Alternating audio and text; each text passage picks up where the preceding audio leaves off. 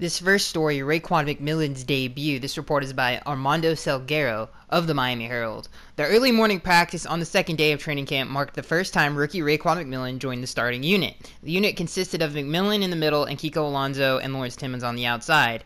The first day of training camp, Mike Hull worked with the starting unit at middle linebacker.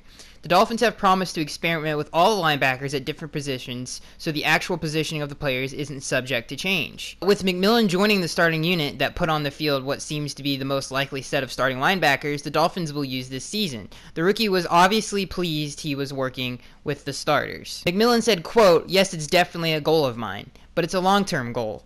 McMillan said, "What I have to focus on is getting better tomorrow and focusing on what I did wrong today so I can get better tomorrow." Adam Gase also raved about how good of a communicator he was in his first practice with the first team players. So this is really interesting news, especially the part where the report says McMillan in the middle and Kiko Alonso and Lawrence Timmons on the outside. So this is where I think all Dolphins fans want Raekwon McMillan to start. There was obviously rumors that he was going to start on the outside and Lawrence Timmons was going to move into the middle. But I think Raekwon McMillan's actual natural position, the position he's played his entire life, is the middle linebacker spot. I think that's where we're going to get the best of him, is that middle linebacker spot. It's nice to hear that they all had a good day on the linebacker unit, and Raekwon McMillan had a good first day with the first team unit. And it was also good to hear that he was communicating, he was getting the calls out, and that's something that is a huge positive for a rookie middle linebacker to do in his first day of training camp working with the ones. So this is super positive news for Raekwon McMillan, and it gives us insight to where the linebackers are going to start come the 2017 season. This report, the Dolphins' defensive line has a huge day. This report is by Armando Salguero of the Miami Herald. The offense didn't move the ball all that well. Quarterbacks didn't have much time to throw as Cameron Wake and Andre Branch got up the field very well. There were very small running lanes for running back Jay Ajayi. The Dolphins' defensive line got the better of the offensive line for the most part, both with the first team and backup units. Not even a gadget play the offensive coaches threw into practice worked very well. One of the issues the Dolphins coaches are keeping their eye on is the improvement, assuming there is some, of defensive tackle Jordan Phillips. As you know, the last couple of seasons, Phillips has been a hit or miss player, doing his job on some plays while disappearing on others. My opinion on this is the obvious. The Dolphins' defensive line, not only did the first team players play well, but the second team players play well. All of those reports that we heard in OTAs that Vincent Taylor looked bad, Devon Godchaux looked bad, the Dolphins are scrambling to find a stopgap player like Roy Miller at defensive tackle. To hear that the second unit had a dominant day, including the first unit, I think is really good news for Dolphins fans, that even the backups are playing at a high level.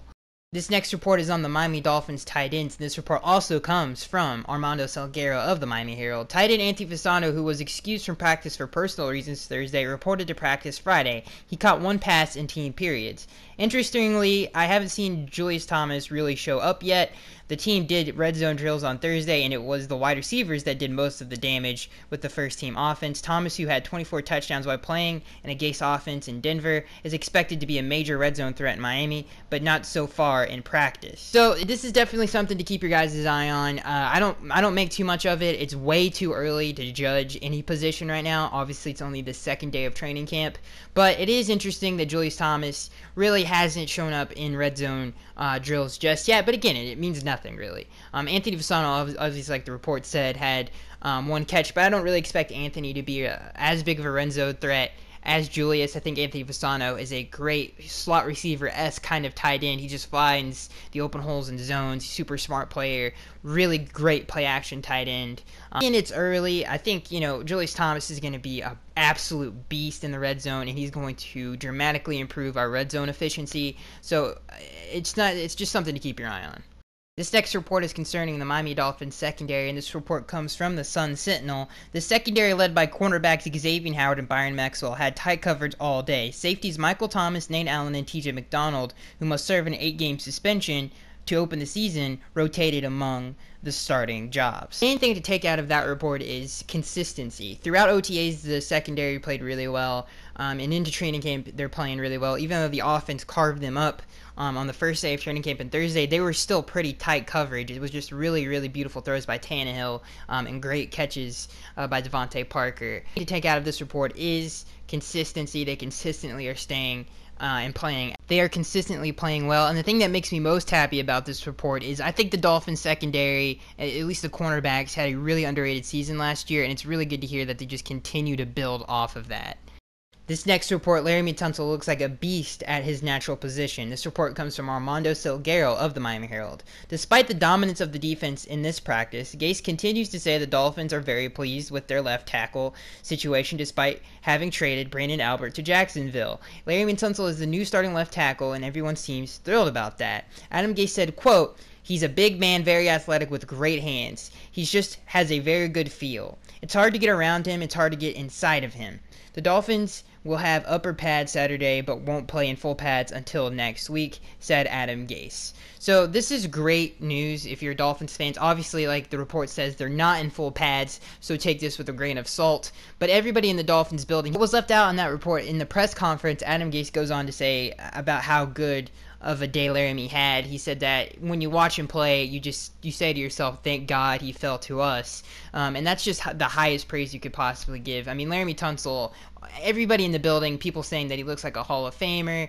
That's the level of talent that we have here. A lot of people are comparing him with Tyron Smith, the left tackle for the Dallas Cowboys. Tyron Smith, if you don't know, is one of the best left tackles. And if he keeps up this play, he's probably going to go down as a top 5 left tackle in NFL history. And they play very similar styles. And it's great news that we have a left tackle on that level who should be a Pro Bowl caliber, All-Pro, first team All-Pro caliber left tackle for many years to come.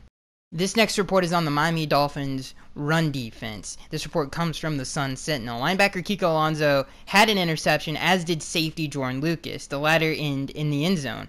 The defensive line, led by tackle Ndamukong Suh and defensive end Cameron Wake, bolstered by rookie tackles Vincent Taylor and Devon Gottschalk, was very active, and overall the defense, which struggled on Thursday opening day, was much better as Gase was shuffling personnel, starting lineups, and sub-packages. Perhaps most promising from Friday was the run defense, which ranked 30th in the league last year, seemed to be in the right place at the right time. Defense advantage could change Saturday when running back Jay Ajayi, who led the NFL in yards after contact last season, 3.5 yards per carry after contact, can start to get a little bit more physical and work under more game-like conditions. So what they're saying is take this report with a grain of salt, but they obviously struggled in the first day.